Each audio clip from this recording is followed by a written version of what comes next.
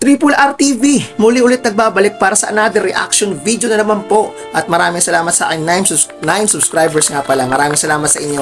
Ito, re-react natin about sa batang estudyante na ginulpe ng kapwa niya estudyante kaya nakagigil. Isa rin ako magulang. Napanood ko to at credit kay Emil Sumangil, yung may-ari ng video na to, yung resibo. Search nyo na lang kung gusto nyo mapanood ng buo. Tara, panoorin natin na mag-react tayo. September 14 sa Quezon City, makikita ang isang grupo ng mga estudyante na may pinagtutulungang kapwa mag-aaral. Ang biktima, nakasubsob na sa kalsada. Kahit umuulan, tuloy sila sa pagsipa. O eto na, yung gustong-gusto nila sa mga kabataan. Pabor na pabor dyan yung mga makakaliwang grupo. Tapos sinasabi ko sa inyo dahil sa juvenile na pinotupad na batas na yan. Juvenile, yung dating senador na yan, di ko nababanggit yung pangalan ko sino. Yan, nakikita nyo na yung resulta ng pagiging juvenile na batas na yan. Ayan yun, malakas ang loob ng kabataan. Kasi sige, isipin ng kabataan, kasi hindi naman ako makukulong eh. Kasi may nakaano sa akin eh, protektado kami. Diba? Yan na yun. Kita nyo kung gaano ka-agresibo, kung gaano kinawawa yung estudyante at babae pa. At yun nga, mayroon pa nga siyang tahi sa dahil kaka-opera niya lang sa sa appendix. Tuloy pa natin para makita nyo kung gaano ka-grabe. Ang ilang motorista, sinubukan ng awatin ng gulo. Dito palang nagpulasan ng iba. Hanggang ngayon, bakas pa rin ang mga galos at basa na natamo ng 14 anyos na si Hazel. Hindi niya tunay na pangalan.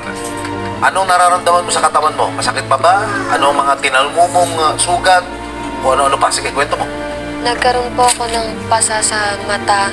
Tapos puro kalmot po. Tapos yung leeg ko po, hindi ko po magalaw ng maayos. Hindi ko po malimot.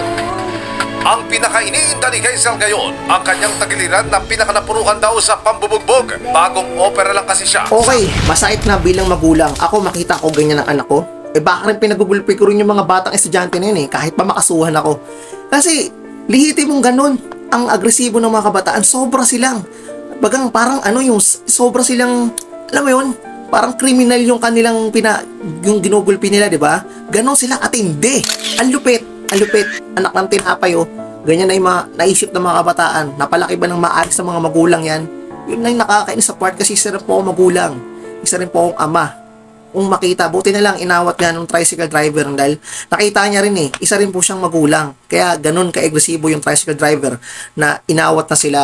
At sinakay nga niya sa sasakyan yung bata. Sobrang na pong kaya ayoko nang ituloy. Sobrang nakaka-hurt lang po mga ka-Triple R TV. Diba? Nakakagalit. Ganito yung gusto ng mga makakaliwang grupo. Alam nyo na kung bakit ganito ang mga kabataan. Sa juvenile na yan. Ako gusto ko mawala yan. Kasi hindi yan nakakatulong. Kasi sa ibang bansa, ang mga kabataan kapag nakulong, meron silang kulong.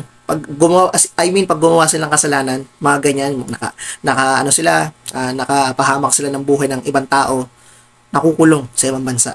Sana ganito rin. Kasi walang takot ang kabataan. Disclaimer lang, hindi naman lahat ng kabataan yung ganyan.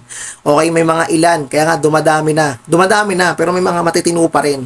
So sana mga kabataan, huwag nyo itong tutularan. Okay, yan ang payo ko. This is Triple R TV na pala, hanggang dito na lang ang aking video. Please subscribe to my channel, Ka-Triple, and my FB page. Follow nyo po ako, Ka-Triple. Maraming salamat at sa aking 9 subscribers. Maraming salamat sa inyo. Peace out!